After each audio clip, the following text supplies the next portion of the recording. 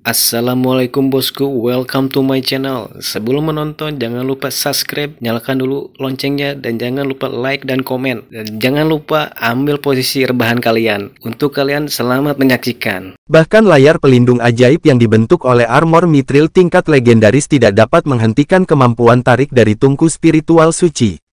Gao Yingji tidak bisa membantu tetapi terlihat sedikit terkejut, wajahnya tersembunyi di balik helm. Dari sudut pandangnya, Long Hao Shen, yang telah menerima serangan api suci secara langsung, seharusnya kehilangan semua semangat juang. Bagaimana dia masih bisa mengaktifkan tungku spiritual sucinya?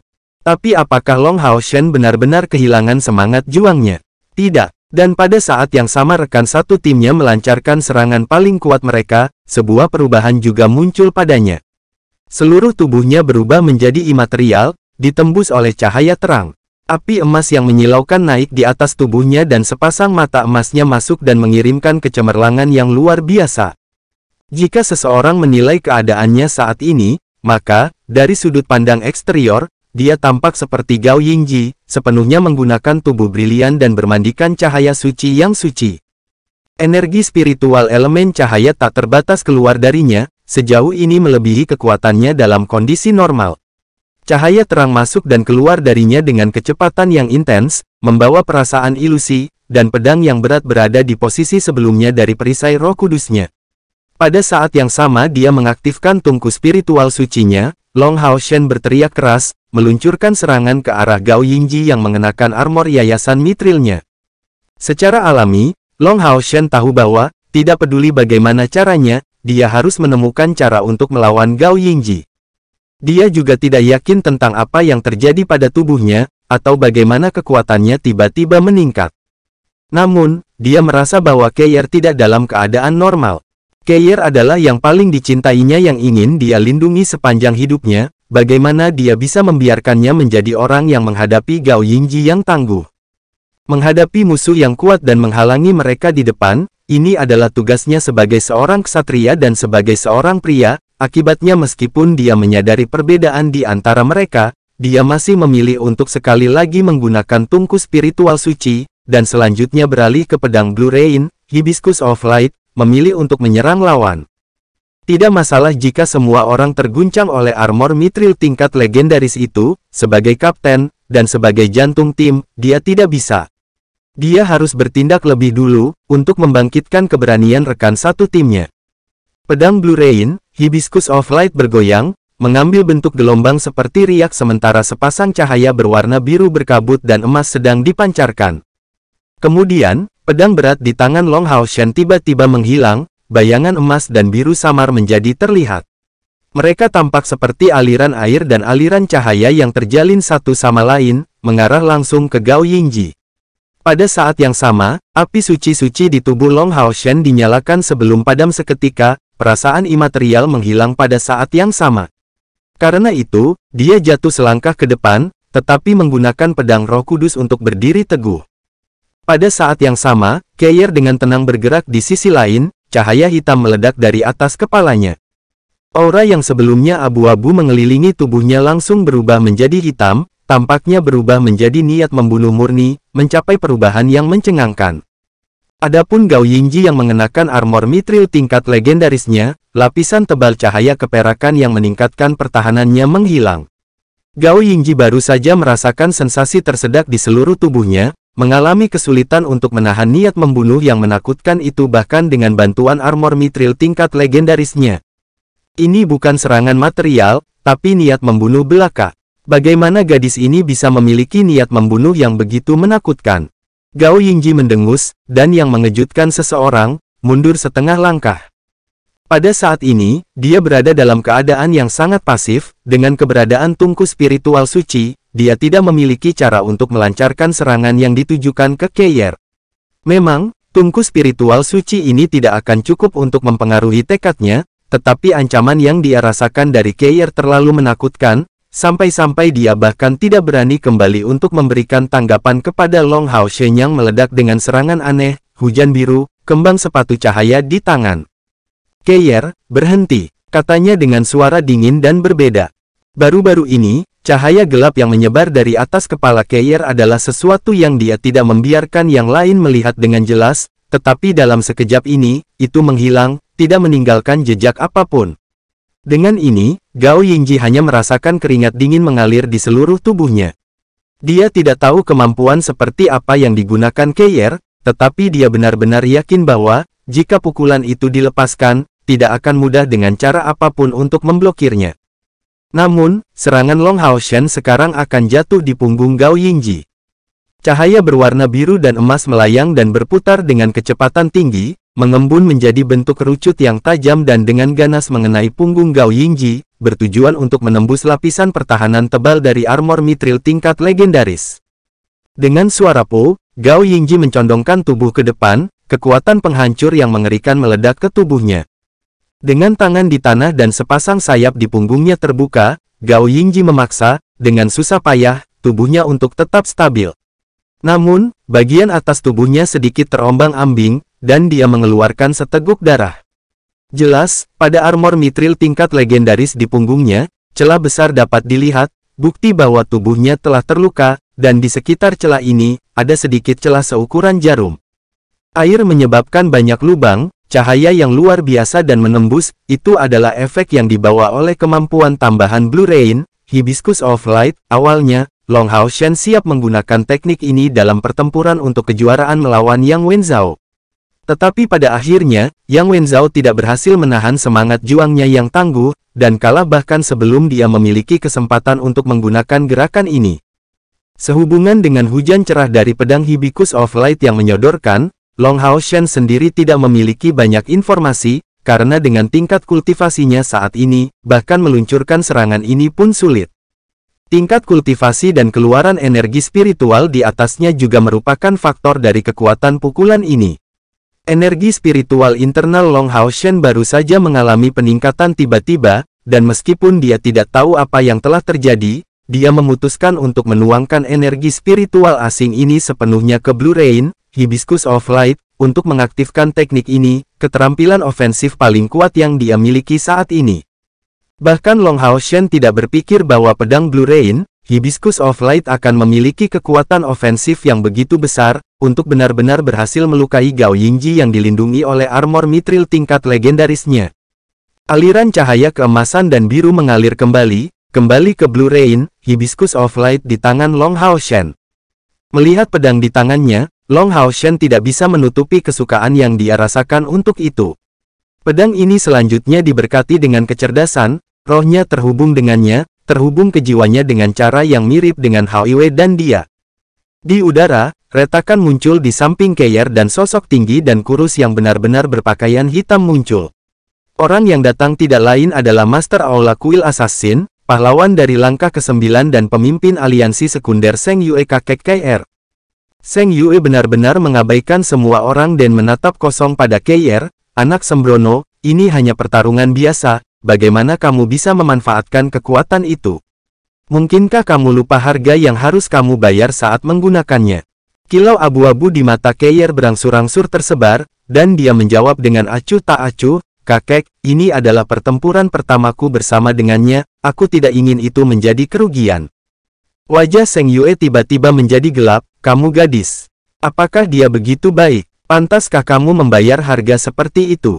Keir sepertinya tiba-tiba menjadi keras kepala, menjawab dengan nada memberontak, dia adalah satu-satunya yang membiarkanku merasakan kasih sayang dan kehangatan. Seng Yue kosong, penampilannya yang dulu ganas tiba-tiba mereda. Napasnya semakin berat, dia menoleh untuk melihat Gao Yingji yang menarik armor mithril foundation-nya. Kamu juga sumber masalah yang cukup besar, jangan bilang kamu tidak menyadari bahwa kekuatan yang dia gerakkan bukanlah sesuatu yang menjadi milik dirinya sendiri, tidak sedikit pun. Mengapa kamu tidak menghentikannya dengan kata-kata? Gao Yingji dengan hormat membungkuk ke arah Seng Yue, melakukan penghormatan ksatria, senior heroik. Saya hanya ingin mencoba batasan para pemuda ini. Sebagai pemimpin mereka saat ini, saya perlu menguji mereka untuk mengetahui kekuatan mereka yang sebenarnya. Seng Yue mengerutkan alisnya, lalu apa hasil tes ini? Mata Gao Yingji berkilat cemerlang, ini bahkan lebih besar dari yang saya harapkan. Meskipun mereka tidak dapat digambarkan sebagai terkoordinasi dengan baik dan banyak dari mereka memiliki kemampuan yang tidak stabil, dalam keadaan ini, mereka menunjukkan kekuatan yang jauh melebihi kemampuan normal mereka. Setelah melalui pemeriksaan singkat ini, saya yakin mereka mampu menunjukkan potensi yang lebih besar lagi. Benar-benar layak menjadi pasukan pemburu iblis kelas prajurit tahun ini. Seng Yue mengangguk, pandangannya menyapu melewati kelompok pemuda ini dan berhenti tiba-tiba pada penguasa mata iblis ini. Gadis muda, penguasa mata iblis ini benar-benar tidak buruk, mengapa tidak mempertimbangkan untuk membiarkannya menjadi binatang kontrakmu? Meskipun kekuatannya cukup besar dari Anda, jika Anda mau, orang tua ini akan membantu kamu dengan menekannya. Penguasa mata iblis memiliki kesempatan untuk berubah menjadi penjahat mata iblis, binatang ajaib yang memuncak dari langkah ke-9. Chen Yinger berdiri pada saat itu, menggelengkan kepalanya tanpa ragu sedikit pun, tidak mungkin. Itu terlalu jelek, segera kembali. Saat dia memerintahkan, dia melambaikan tangannya ke penguasa mata iblis ini.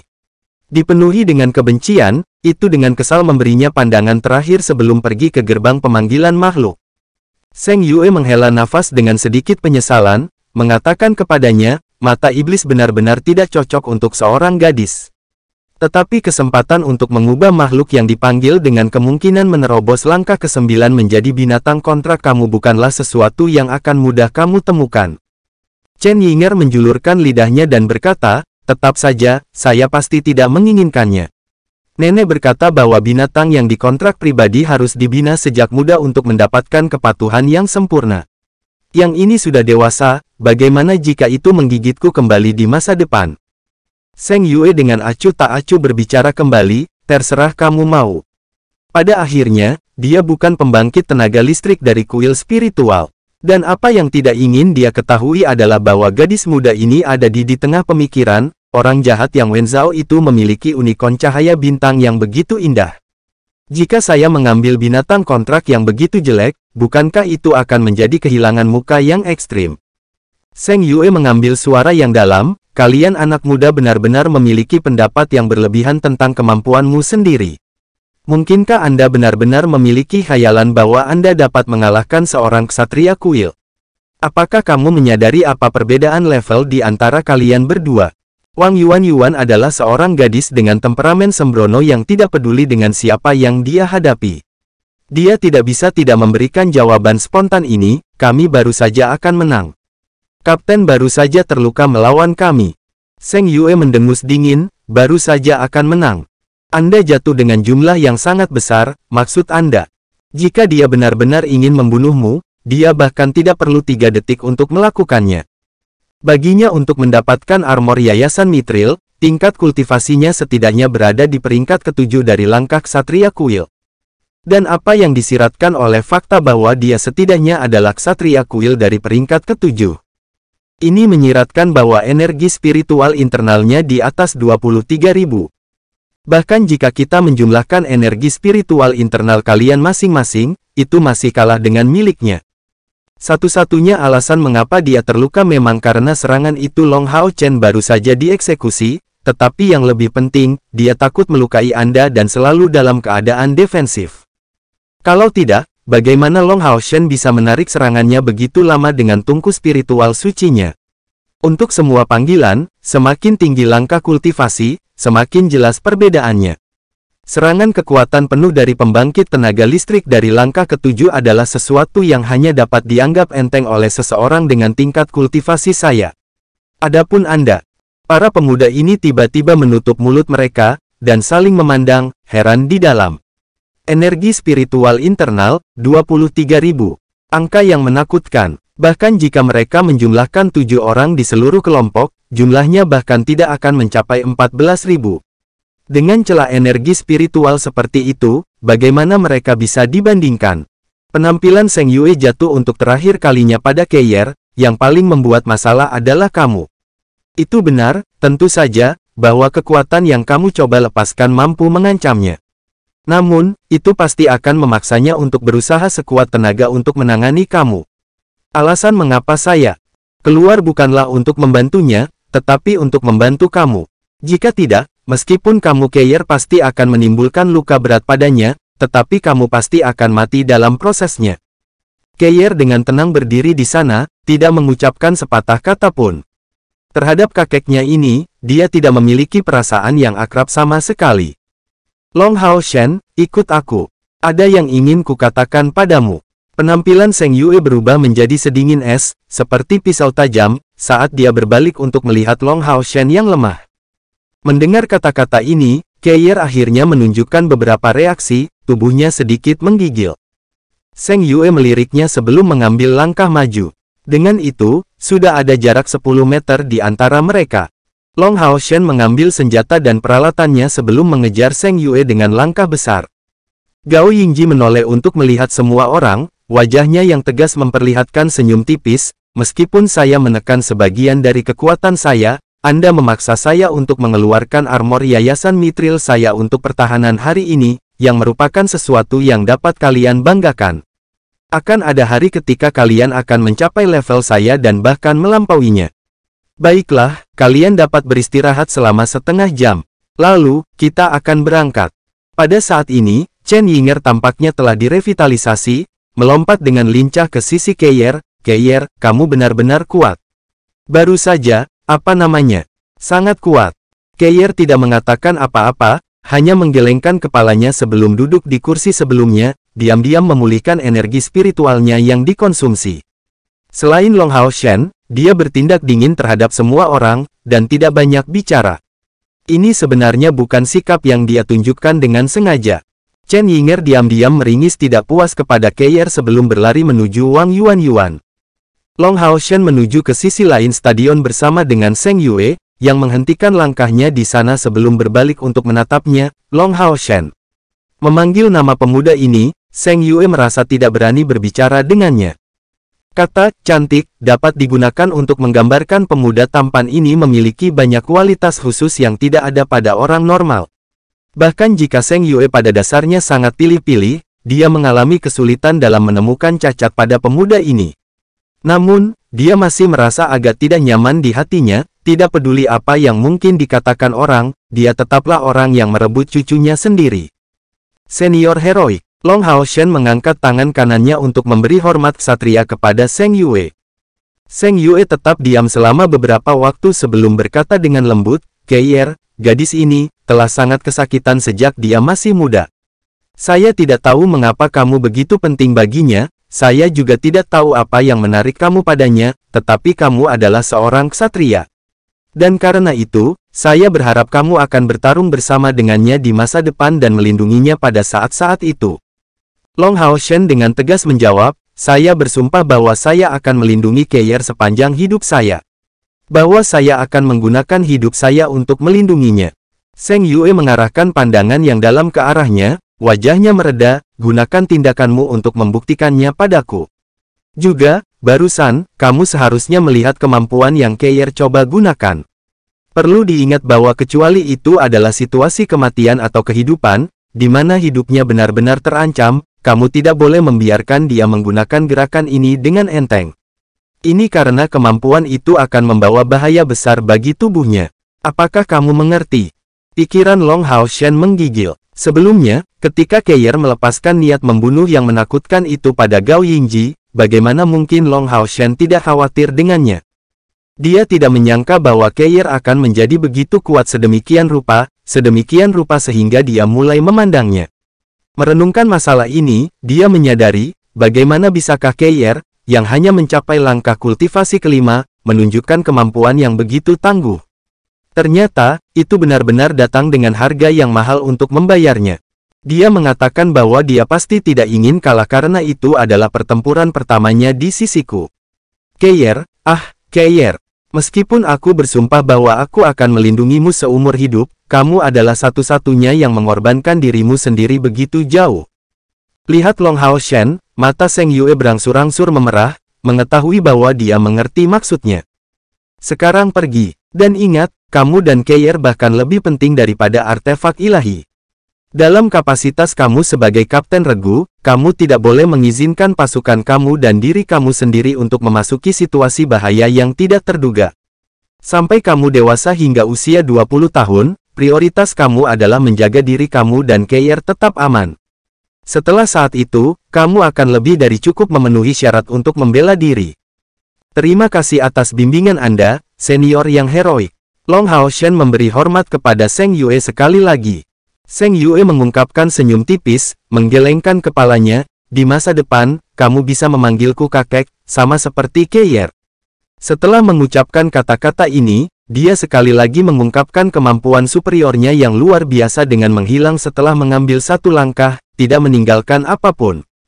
Long Hao Shen kembali ke Keir dan duduk di sisinya. Konsumsi energi spiritualnya sebelumnya terlalu besar, jadi dia perlu waktu untuk pulih. Setengah jam belum berlalu, tetapi Gao Yingji tampaknya telah pulih sepenuhnya, kembali ke keadaan normalnya. Long Hao Shen sebelumnya memberinya luka parah, tetapi tidak ada jejak sedikit pun dari mereka lagi. Ayo berangkat. Penampilannya rata-rata, tetapi seluruh prajurit pasukan pemburu iblis pertama mengakui kekuatan tangguh pemimpin mereka. Bagaimanapun, pria ini telah menunjukkan kekuatannya kepada mereka. Langkah ketujuh, ini adalah pembangkit tenaga listrik nyata dari langkah ketujuh. Meninggalkan Stadion Ksatria, sebuah kereta yang benar-benar besar sedang menunggu mereka di pintu masuk.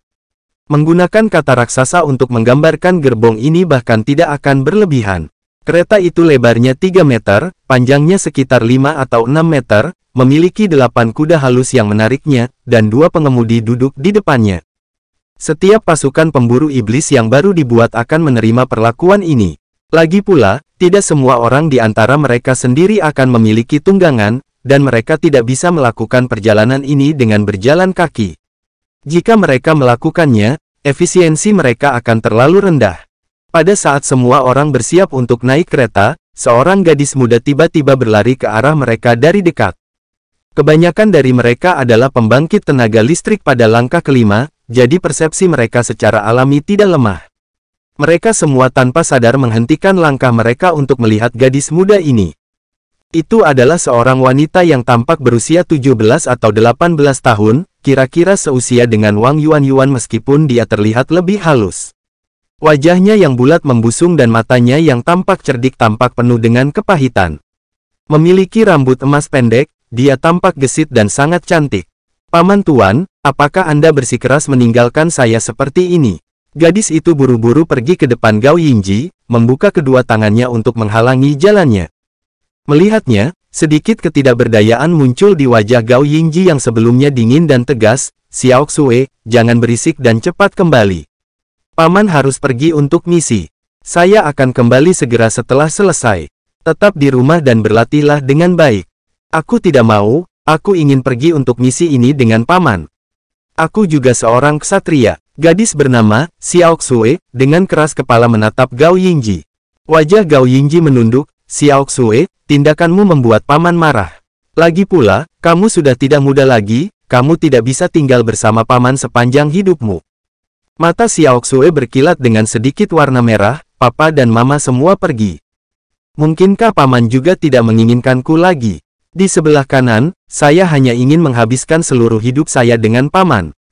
Jika dia tinggal sendirian di rumah, Xiao Xue akan takut. Saat dia menyatakan kata-kata terakhir ini, suaranya sudah disertai dengan isak tangis. Namun, ini jelas bukan hanya sebuah tindakan. Keluhan dan ketakutan di matanya tidak palsu. Dari penampilannya, dia lebih tua dari Long Hao Shen dan Keir, tetapi dalam hal kedewasaan, dia tampak jauh di bawah mereka berdua. Setelah mendengar kata-kata ini, Gao Yingji menunduk tanpa daya, alisnya berkerut. Sambil menghela nafas, dia akhirnya berkata, Oke, datang saja bersama kita kalau begitu. Izinkan saya memperkenalkan kamu kepada mereka. Saat dia berkata begitu, dia melihat semua orang di pasukan pemburu iblis nomor 1 kelas prajurit dan berkata, namanya si Xiao Xue, dia adalah ksatria pembalasan peringkat kelima dari langkah keempat. Balasan peringkat kelima dari langkah keempat. Balas